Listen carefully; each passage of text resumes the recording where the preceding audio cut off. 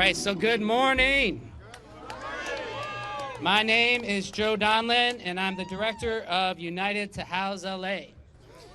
And United to House LA is the beautiful and big and energetic coalition that's here today, right? So, again, good morning, Los Angeles, and to those watching on our live stream from around the country. This is an historic day, not just for Los Angeles, but also for cities all across the U.S. who are facing what we are facing here in LA, which is a deep housing crisis that needs big solutions, solutions that are permanent. And that's what Measure ULA is, permanent, comprehensive, and transformative housing solutions. Now, ULA was passed by a majority of Angelenos in 2022. As we know, LA is a majority renter city. So why are we here today? Because 1 year ago, the Measure ULA tax, sometimes called a mansion tax, went into effect. 1 year ago, ULA began placing a tax on the sale of properties sold for more than $5 million. And that makes sense, right? If you're selling a property worth that much, then you might be able to contribute a little bit to programs that help house Angelenos who are far from ever affording a $5 million property. Does that sound about right? So we're here today to celebrate Measure ULA tax's first anniversary. And from our speakers today, we will hear how ULA has raised significant revenue for affordable housing and homelessness prevention programs, how it's prevented people from losing their housing, and how ULA is responsible for building new affordable homes like the ones behind us now. That's pretty nice, isn't it? And when someone does something nice, you know what I like to say? I like to say thank you. So on this special anniversary, I think we should say thank you to Measure ULA. Thank you, Measure ULA. And you know what sounds even better? Thank you, LA. Yes. So thank you, LA. Thank you, LA. Thank you, LA. All right, so we've got a great lineup. We're going to jump right in. I've got the pleasure of introducing our first speaker, the elected and beloved leader of this council district, a man of the people, a people's leader, a champion for workers' rights, and a champion of tenant rights, Councilmember Hugo Soto-Martínez. Thank you. Thank you so much. Thank you so much, Joe, and happy anniversary to Measure ULA. And also happy anniversary to all the folks that were part of this amazing coalition, 260 organizations in all, from academics, unions, of course, my favorite block of all time, and all the different advocates working on these issues. But I want to talk about what Measure ULA means in real terms for here in our community. Because we know that our city is in an unprecedented time, unprecedented housing crisis, and that means that we need to act with the urgency that this issue deserves. We know that over 60% of Angelenos are renters, and here in District 13, that is over 80%. We know that 3/4 of the renters of the city are rent burdened, meaning that they spend more than 30% of their income on rent, and for the Latino community, it is over 60%. But it gets worse. Half of those renters are extremely rent burdened, meaning that they spend over 50% of their income on rent. Now, we know we have to do so much to address the housing crisis, but whether it's through rental assistance, giving tenants facing eviction the right to an attorney, or building the first social housing units in Los Angeles, Measure ULA is going to make sure that all that happens here in the city of Los Angeles.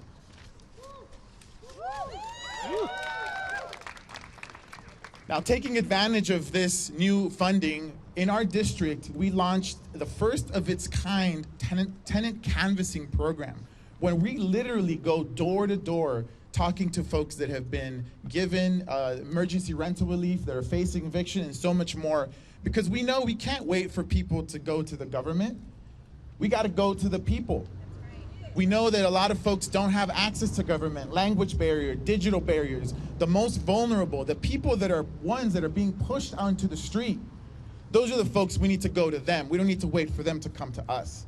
And so through our door-to-door organizing, we've been able to help hundreds of people to make sure they stay in their doors. And we know that across Los Angeles, over 11,000 people have benefited from the emergency rental relief that ULA has been able to provide.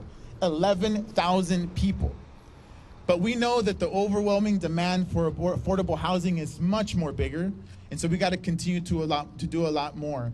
But I hope that everyone here will continue to fight to make sure that this city builds more affordable housing, that the people building that affordable housing are union folks, until we make our world a lot more equitable for everyone here in society. Thank you so much. Now I'll do in Spanish. Can you very quickly in Spanish? Okay. Buenos días a todos, compañeros. Feliz un aniversario para la medida ULA, pero quiero hablar un poquito de lo que esto significa para nuestra comunidad latina.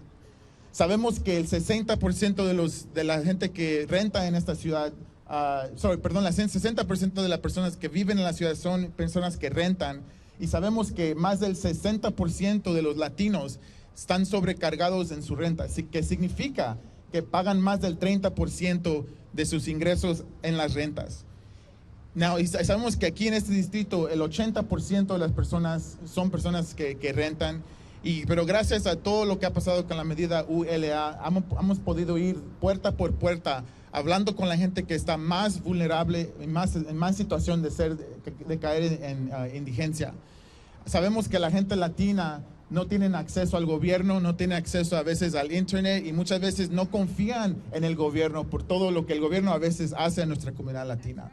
Entonces sabemos que cuando eso pasa, no tenemos que esperar que ellos vengan al gobierno. El gobierno tiene que ir así con ellos. Sabemos que la medida ULA ha ayudado a más de 11,000 personas en asistencia de renta, pero sabemos que la crisis de la vivienda asequible es mucho más grande. Pero creo que muchos que estamos aquí vamos a seguir luchando para asegurar que creamos más viviendas asequibles, pero que la construcción de esas viviendas sean con la mano de obra de unión, porque sabemos que cuando trabajamos con la unión, esas personas van a ganar un buen sueldo, buena pensión y buen seguro médico. Y tenemos que seguir luchando en coalición, porque esta coalición es un gran ejemplo de diferentes movimientos llegando a un tema y siempre y cuando ayudar a la clase trabajadora. Entonces, muchas gracias a todos por su esfuerzo y su trabajo. Hay mucho más que hacer, pero hoy vamos a celebrar. ¿Se puede? ¡Sí se puede! ¿Se puede? ¡Sí se puede! Muchas gracias. Thank you, Councilmember Soto-Martínez. We're so grateful to have council leadership here today. Councilmember Rahman also wanted to be here this morning, and unfortunately something came up, and she sends her big congratulations to everyone in the ULA family. She's been an incredible leader on housing for our city, and we're so grateful for her support. We wouldn't have ULA implemented like we have it today without her support. Also with us this morning, we're grateful to have Councilmember Bob Blumenfield, who's been a very strong champion for Measure ULA and ensuring the funds are flowing, that they're collected as they should, and that they're spent as intended. And that's why he holds the important role as chair of Budget and Finance Committee on City Council. So, Councilmember Blumenfield, come on up here and tell us what Measure ULA means for our city's budget. Thank you, Joe. Thank you, everyone. How exciting is this, huh? 1 year since we passed that transformative ULA. And ULA is transforming our city. As we look behind us, we see the housing that's being built. We see the lives that are being changed, that are being touched, because all of you leaned in and made sure that we would get ULA passed. And I am so excited. I'm Bob Blumenfield. I represent the West San Fernando Valley. ULA impacts the entire city, even though it takes about an hour to drive from where I am all the way out in the West Valley. But what's amazing about ULA is it's about the fact that we want a rising tide to raise all boats. If folks are going to have, multi-million-dollar homes, then they ought to also contribute to making sure that everyone has homes. And that's what it's about. Now, I worry about it because right now we still have a couple of threats to ULA. We have a lawsuit that we've beaten back part of it, and we have a ballot measure coming up next year that's going to try to rip away ULA from us. So we need to stand strong. Are we going to stand strong? Yeah! Yes, we are. Now, just to, some budget chair, let's talk a little bit about the numbers. And I see some of you have some great numbers. $215 million raised so far. Over $29 million in emergency rental assistance has been already awarded, which is nearly $18 million in payments that have been issued to more than 2,500 people. Payments that are prioritized for low-income families with children, seniors, persons with disabilities. The Accelerator program, we've already awarded over $55 million to expedite affordable housing, expedited the development of over 795 units, includes 331 PSH and 364 units that are already in construction. Over the course of the completion, 9 projects are potentially creating up to 12,000 high-paying jobs. These are just a few highlights. These numbers, what do they mean? They mean transforming lives. So I am excited about this. We are going to move forward. We are going to beat back the challenges that are to ULA, and we are going to make sure that we continue to transform Los Angeles. And I love saying yes. Thank you, LA.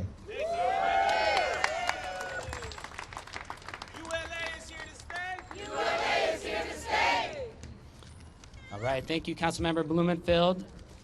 Next up, we have one of United House LA Coalition's founding members who helped bring us all together. I'd like to pass the mic to Move LA's Executive Director, Eli Lippman. Thank you. I'm Eli Lippman, L-I-P-M-E-N. I'm the Executive Director of Move LA, and this is our Board President, Dr. Daniel Tabor. All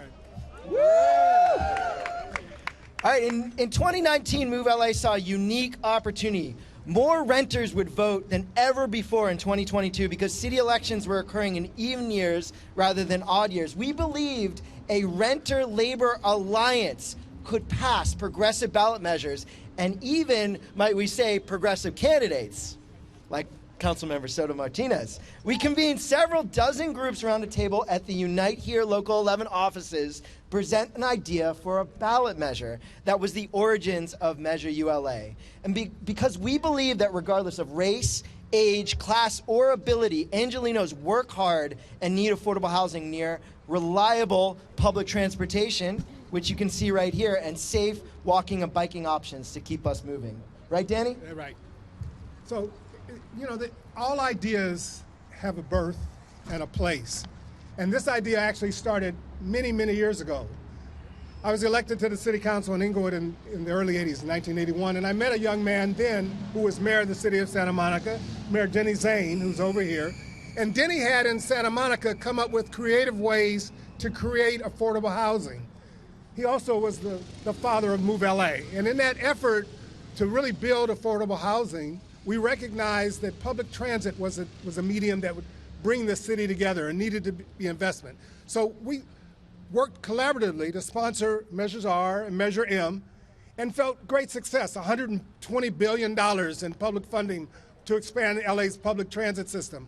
But we realized very quickly that the 2 legs of the stool that we'd created needed a 3rd leg. And that 3rd leg was affordable housing. Yes. Because if we didn't build affordable housing near transit, then the very people who were using public transit would be pushed out of the housing market because housing became more expensive. And I can tell you I know that firsthand because I moved my family back to Leimert Park, and what we learned very quickly was that affordable housing really needed a champion. So when we look at what we've been able to accomplish and we say happy birthday to ULA on this day, happy birthday, to Los Angeles and those who united to house Los Angeles, that we recognize that affordable housing is a right. It is not simply a need. It is a right and an obligation that the city has. And as you look behind you and you look at the affordable housing here, I want you to also recognize that this transit stop here and the community college down the street here is an example of how you bring the resources together to meet a need where the need exists. Faith-based organizations, churches, synagogues, mosques are coming together to build affordable housing. The Los Angeles Community College District, I'm a professor here in the college district teaching at Southwest and LA Trade Tech College. We're here at our sister campus, LA City College. We're looking to build affordable student housing so students can be educated in close proximity to their living accommodations and not have to transit throughout the city of Los Angeles to attend 10 classes, are all coming together with small community-based organizations to help meet the affordable housing need. And we look to ULA to be a resource and a tool that will assist us in meeting that need. So we want to thank all of you as partners and as members of the family of Los Angeles, that ULA is here to stay. ULA is here to stay. ULA is here to stay.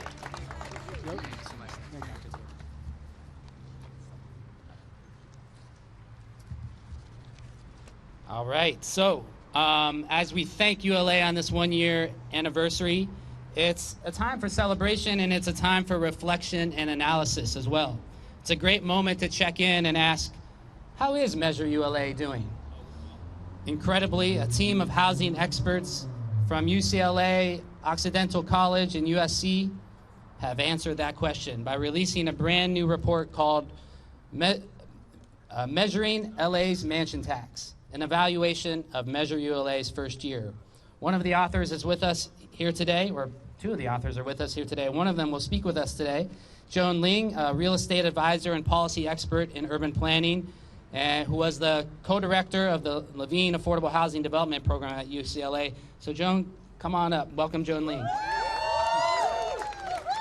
And Peter Dreyer. Good morning, Los Angeles. Good morning.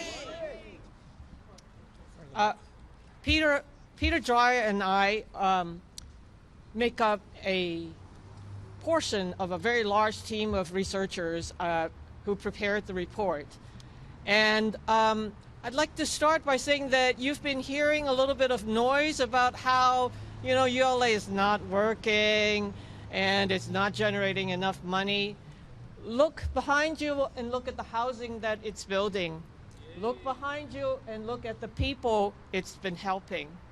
But I want to dive a little bit further into the facts about ULA and the revenue being generated.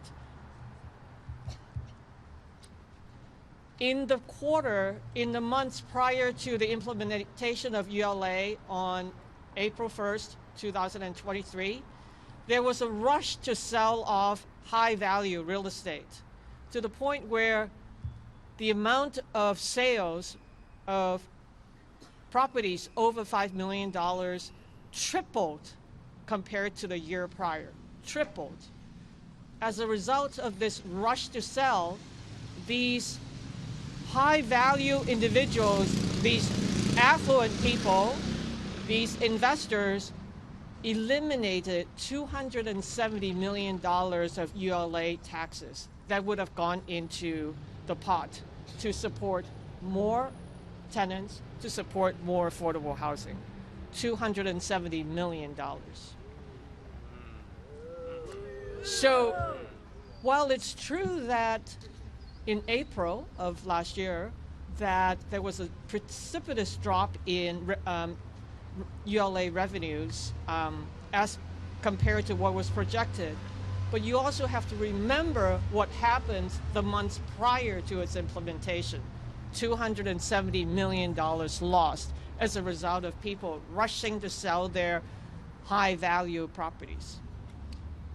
If you look at what has been happening over the last 10 months, 11 months, that drop has been slowly but surely reversed to the point where now we're coming up to what is similar to the neighboring experience of the neighboring cities, like Pasadena, like Culver City, like Santa Monica.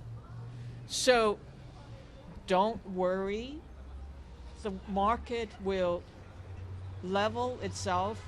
The revenues will continue to grow and to come. I want to point out that this ULA revenue source is the biggest amount of money that the local city, Los Angeles, has raised ever in its history. Wow. On an annual basis. And it is going to go forward every year, continuously chipping at our problems with affordability and homelessness. So stay the course, and let's build more housing. Let's work with more tenants to stay in their homes. Thank you. Thank you, Joan. Thank you, Peter. If you haven't checked out the report yet, let me see if I get the URL right. oxy.edu/ULA is where you'll find that report. Okay, so we're standing in front of this affordable housing, but do we want to hear a little bit more about it? I'd like to learn a little bit more about it. Our next speaker, Tak Suzuki, is the Director of Community Development at Little Tokyo Service Center, the amazing developer responsible for the beautiful affordable housing under construction behind us right now. So let me pass it off to Tak. Thanks, Joe. Good morning, everyone. Good morning. And happy birthday. I didn't realize that it was, I knew it was an anniversary, but I didn't think about it as a birthday. So happy birthday to us. So in any case, I'm with the Little Tokyo Service Center. We're a 44-year-old organization that provides social services and develops affordable housing and community commercial space. So when we complete this project in several months, this building behind me, the Santa Monica, Vermont apartments, will be a 187-unit permanent supportive and affordable housing development with 20,000 square feet of commercial space. Just maybe give it a moment. Okay. Say it again. Say it again. 187 units of permanent supportive housing. In addition to the housing, we're going to have 20,000 square feet of commercial space, including a health clinic, a grocery store, along with space for nonprofits to provide supportive services. So in addition to this project, we have over 500 units of affordable housing across the city of LA that we're currently under construction on. But what makes this project so significant is that the fact that this is the first project utilizing ULA for us.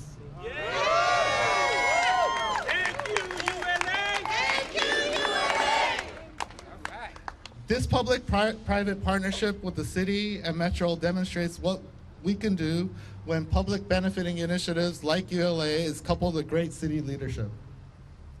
During the past 2 years of construction, we encountered a rise in interest costs, insurance, and because of access to ULA funding, we'll be able to finish this project in 4 months. Most importantly, because of ULA, we'll be able to house more than 400 people here. You know, it's great that we're able to provide homes for 400 people, but I would like to remind you that over 8,000 people apply for housing just for this development. This development is a small step towards addressing our housing crisis, and I remain hopeful that we can continue to develop more projects like this because ULA is here to stay. Thank you. ULA is here to stay. I just want to remind members of the media that we will have Q&A at the end, so if you want to stick around, the authors of the report are going to stick around for that as well. So up next, I would like to introduce a very special group of people who are a part of the ULA family. In fact, they exist because of Measure ULA, and that is the Citizens Oversight Committee. All right, that's right. ULA has a Citizens Oversight Committee. And we are lucky enough to have the chair of the Citizens Oversight Committee with us today, Michelle Espinosa-Coulter, who's an affordable housing expert and has been dedicating her time to make sure voters get what they voted for in Measure ULA. So welcome, Michelle. Thank you, Joe, and everybody that's here. I'm Michelle Espinosa-Coulter. I am the chair of the ULA Citizens Oversight Committee. The ULA COC is a group of volunteers that advises the mayor, the Los Angeles Housing Department, and the City Council on ULA's priorities and guidelines as written in the ordinance. They are the policymakers, many of whom are exceptional at reaching out to their networks and stakeholders for advice, but we are 15 citizens who by law our city friends must meet with on a monthly basis, and the lucky few of us get to meet with them on a weekly basis. And in those meetings, we ask the kind of questions and give the kind of advice that only practitioners and people with lived experiences can. And we're very opinionated. Perhaps because we're all stewards to our city, its people, and our work. We are female BIPOC affordable housing developers with 35 years of combined experience who have produced thousands of affordable housing units between us. We are labor representatives from IBEW and SEIU. We are tenants' rights advocates and attorneys. We are nonprofit executives. We are planners, community-based organizers, service providers, youth, and people with lived experience in precarious housing situations. And we are at the table. ULA did that. It wrote into law that we are at the table. So yes, we're excited about ULA, and we're excited to continue to volunteer our professional and lived experiences to this comprehensive law to produce affordable housing and prevent homelessness. We're excited that we're being heard, and we're excited to continue to volunteer our time and talent for housing the people of Los Angeles. Thank you.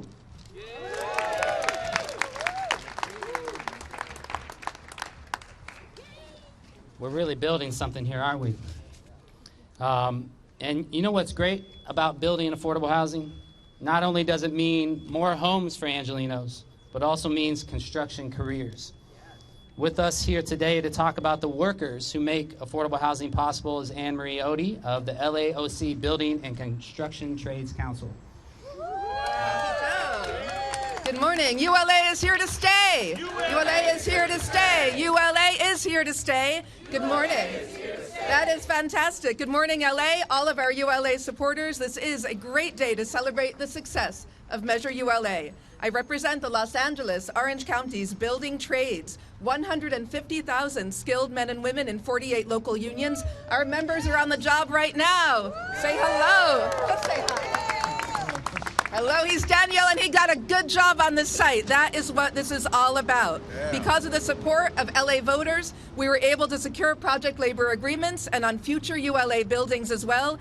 This simply means that ULA projects will follow union wages, training, and safety standards. That is a huge difference from the majority of residential construction, where workers are paid minimum wage, sometimes paid in cash, sometimes not paid at all, and are exposed to huge safety hazards. They are risking their lives to put food on the table, and we've seen this in places like Baltimore on the Key Bridge. That shouldn't happen, but it's not happening here on this job site. We work safe and we're paid fairly.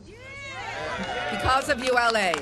Many of the building trades workers on this site, in fact, are local Angelenos. Our agreements include local residents, veterans, and folks who have graduated from apprenticeship readiness programs. Our programs are a pipeline into the trades. We bring in people from challenged backgrounds. Some of them, honestly, have never had a job before, but we treat them with respect. We welcome them to our union family. We enroll them in our apprenticeships, and they're working here on this job right now.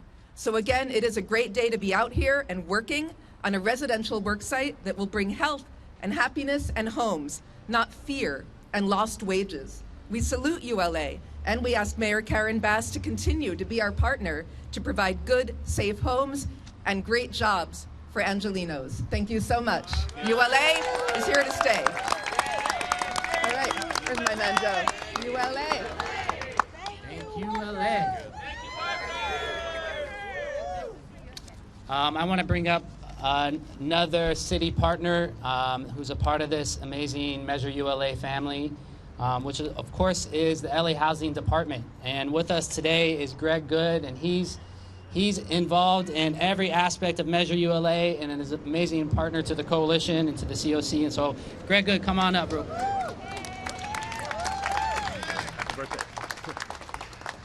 Hey, folks, congratulations. First off, is anybody fired up? Yeah! I mean, seriously, is anybody fired up? Yeah! I'm Greg Good with the LA Housing Department, and it is an absolute pleasure to be here.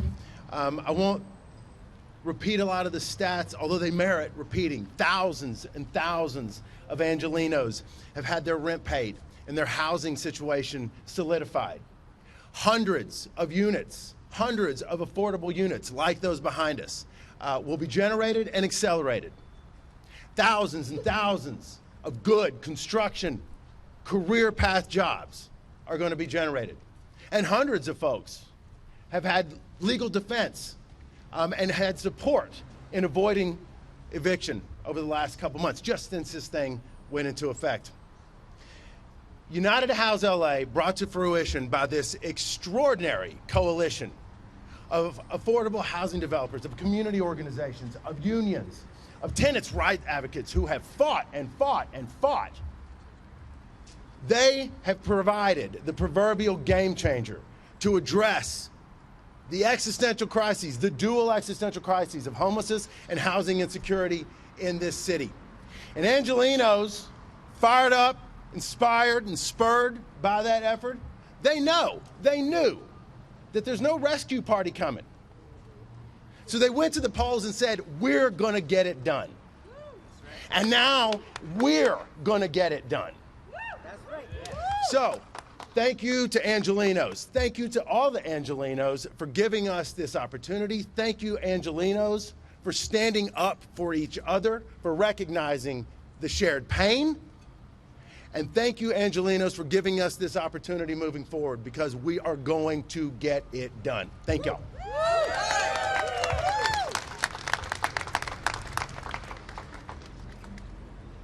You know what we don't name enough is how many children in LA are homeless. Our schools know this, of course. Our teachers know this because they are at the heart of our communities. I'm honored to invite up to the mic our next speaker who will share why Measure ULA is critical for our kids in our schools. Welcome up Gloria Martinez from United Teachers Los Angeles. Thank you, everybody. Can we give it up for Joe, who's doing an amazing job keeping this all together? Hi, everybody. Buenos dias. My name is Gloria Martinez. I'm the treasurer of United Teachers Los Angeles, and I'm a proud special education teacher from East Los Angeles. Every day, educators work to give their students all they need to grow and succeed. And sometimes, no matter how much we give, it just isn't enough because corporate landlords are making our neighborhoods their business strategy, snatching up residential properties, hiking up rents and home prices, and forcing our students and families out of our neighborhoods and out of our schools. Our students are living in cars. They're living in hotel rooms. They are sleeping in shelter beds. And they're even setting up home on the very sidewalk their peers walk on their way to school in the morning. There is no escaping the trauma many of our students face outside of our schools. And what's more importantly is that they bring in that trauma into the classrooms every day across this city. Measure ULA is a transformative win for our city. It is a transformative win for our communities and our students. But this win did not come with a fight, and big real estate made sure of that. Big real estate poured millions into a propaganda campaign to take down Measure ULA. When they were defeated at the polls because of the people behind you, they rushed to help their clients sell off their mansions and use their shady tactics to avoid paying what they owe. Imagine selling a multi-million-dollar home, then doing everything in your power to avoid giving back to the city that you call home. Big real estate has delayed critical assistance for our most vulnerable neighbors, and that includes our students. They are wasting their time with ridiculous lawsuits, and now they're filing a ballot measure to repeal ULA. Our students and their families are out here trying to survive, while real estate corporations are looking for their next big investment. With no regards to the students, the 38,000 members of UTLA teach day in and day out across this beautiful city.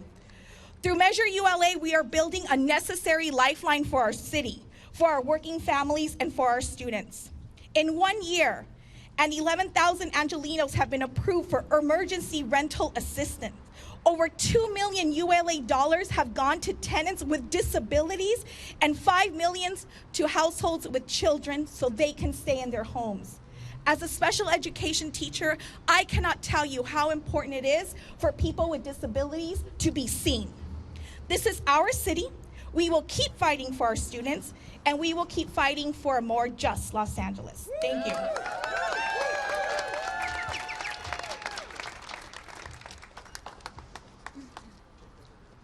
So Gloria just spoke about why Measure ULA is important to our children. Our next speaker, Maria Cibrian, who is a member of SEIU 2015, will also tell us about how ULA supports our seniors.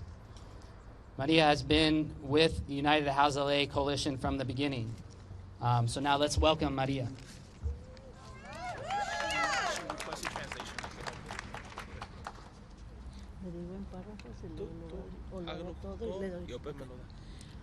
Muy buenos días a todos. Mi nombre es María Cibrián. Soy vicepresidenta de la región 1 del sindicato SEIU 2015. Es el sindicato más grande de nuestro estado en la industria del cuidado a largo plazo de la nación. Yo soy una madre viuda que tengo una hija con necesidades especiales y por los salarios tan bajos me he dado la tarea de o pagar renta o dejar para comprar la comida. Esta es una historia de no mía, sino de muchas personas de Los Ángeles, muchas madres y muchas personas que vivimos día a día con un salario, pero nosotros tenemos derecho a una vivienda y a una vivienda asequible. Esto es lo que ha hecho que nosotros como madres trabajadoras con hijos especiales tengamos que luchar para seguir en una vivienda y no ser una estadística más de estar en la calle como homeless. Y aquí hoy estamos para celebrar el aniversario de la aprobación de la medida ULA, el impuesto a las mansiones que está financiado, la ayuda para alquileres, el apoyo a los ingresos para las personas mayores y con necesidades especiales y la creación de viviendas nuevas y asequibles. La mayoría de los miembros somos mujeres, miembros de nuestro sindicato somos mujeres de color o inmigrantes. Trabajamos para asegurarnos que los trabajadores de cuidado reciban respeto, protección y un salario justo y digno, lo cual incluye defender a los derechos a una vivienda segura y asequible, en especial cuando a tantos de nosotros nos preocupa hacerle frente a la decisión o de comer o pagar la renta, el alza de costos que hace que continuemos viviendo en las comunidades en las que trabajamos y es más difícil que nunca. Los Ángeles gana cuando le damos un hogar a familiares, amigos y vecinos que carecen de uno. Los Ángeles gana cuando evitamos que los inquilinos pierdan sus hogares. Todos Los Ángeles gana cuando creamos buenos empleos sindicalizados.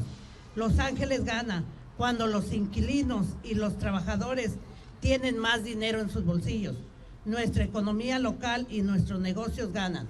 La medida ULA hace que todo esto sea una realidad y posible. Gracias a todos. So I'll do a quick translation. So her name is Maria Cibrian, and she's the Vice President of Region 1 for the mighty SEIU 2015. Woo-hoo!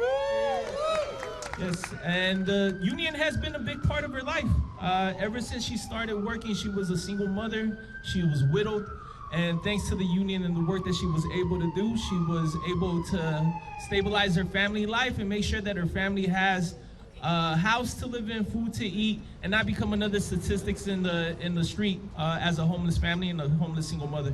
So the reason that she's here is because she's here, she supports ULA, and she understands that the majority of the members in her organization are also single mothers, widows, and people that have the same experience she's had.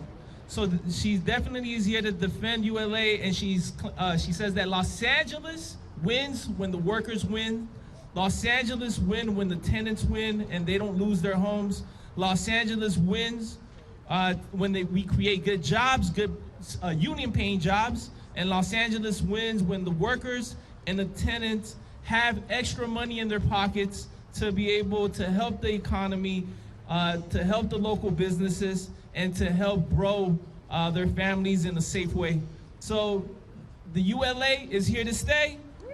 Yeah, and we've made it a reality. Yeah. Gracias, Maria. All right. We're just at our end. We always want to end with power, right? And so next up is one of the most powerful community leaders that has been with United House LA Coalition to talk to us about the importance of addressing tenant harassment and how Measure ULA plays a part. And so for that, I want to invite up Maria Briones. Maria. Good morning, everybody. My name is Maria Briones, and I'm an ACE member, very proud to be one of them, and all the coalitions as well. Today is a day of celebration. It's our anniversary that we passed ULA. As you can tell, that is a sign of victory for every one of us who fought, walked, and talked about ULA.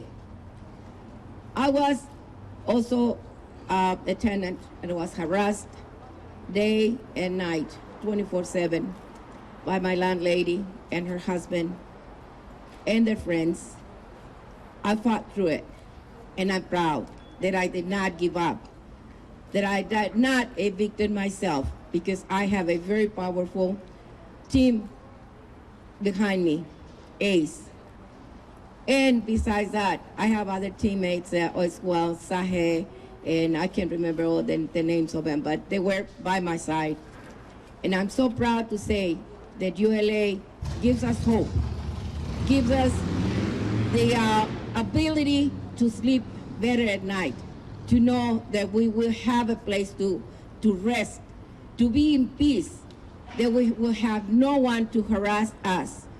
Tenant anti-harassment ordinance, it has to be enforced. That's one of the reasons why we fought for ULA.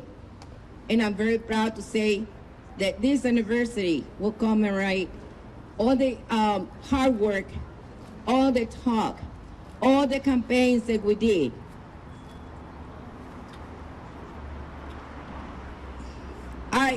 I feel so emotional right now, because this is a great victory for us. We, the people that are the lowest on the income at our houses, cannot afford the rents that they are right now. They are extremely high. I do not want to be on the street, but I was. I'm in a program right now funded by Mrs. Karen Bass. I'm staying in a motel. I've been there for 3 months already.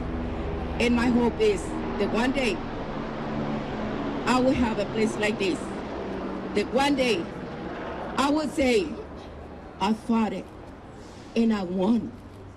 When we fight, we win. When we fight, we win. When we fight, we win. ULA is here to stay.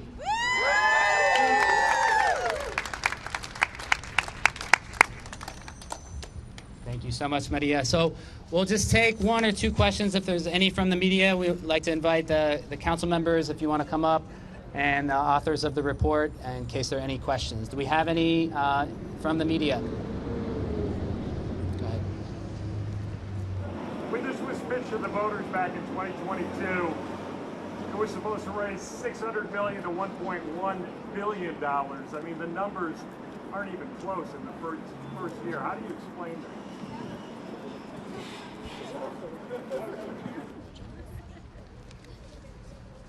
So, as you... Not this one? That one also. Okay.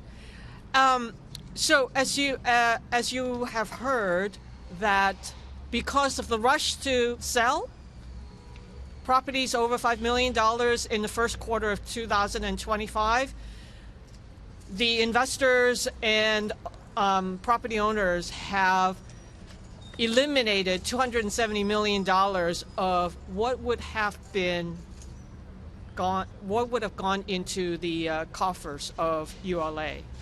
So that's $270 million right there. The other consideration is that when you read the report, you'll find that interest rate doubled,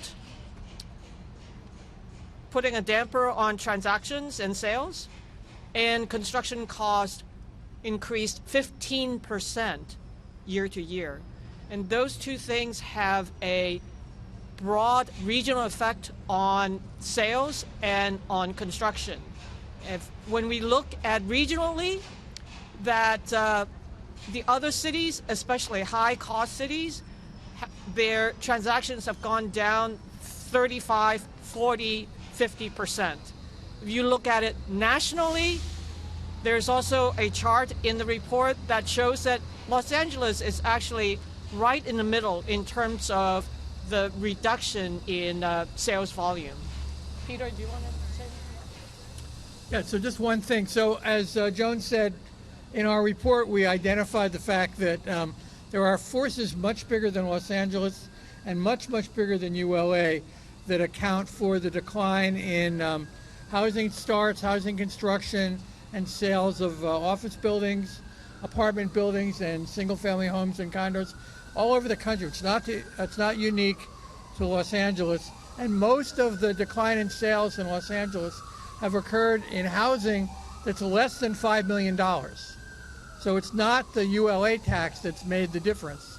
But one thing that we should say is, in addition to what Joan said about the quick sell-off for the couple months before April, when people like Brad Pitt and Mark Wahlberg and others sold their mansions to avoid the tax, the real estate industry, the realtors, were telling their clients to not sell their properties over $5 million because they thought that they would win the lawsuit.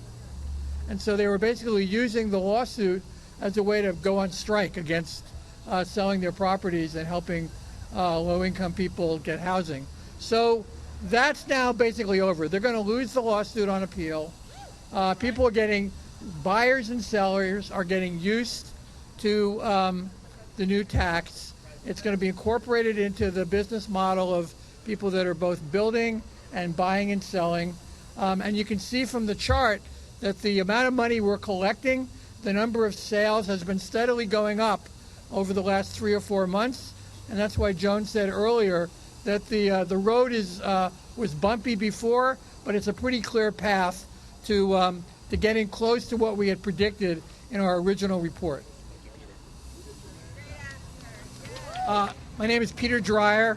I'm one of the co-authors of this report. I teach at Occidental College. Okay.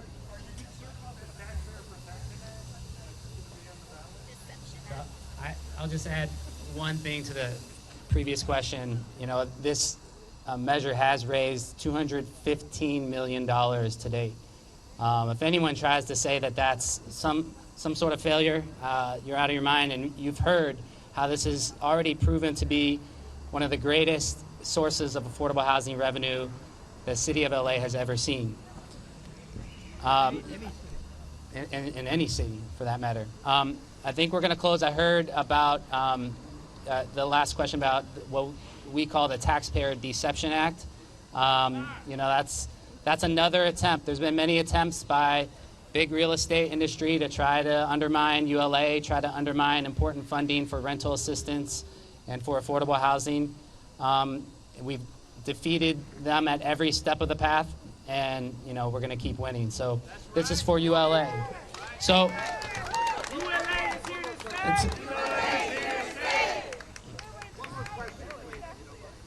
we're going to close it there. We're going to make ourselves available for interviews. Really appreciate everyone coming out and on this now beautiful, beautiful day in Los Angeles.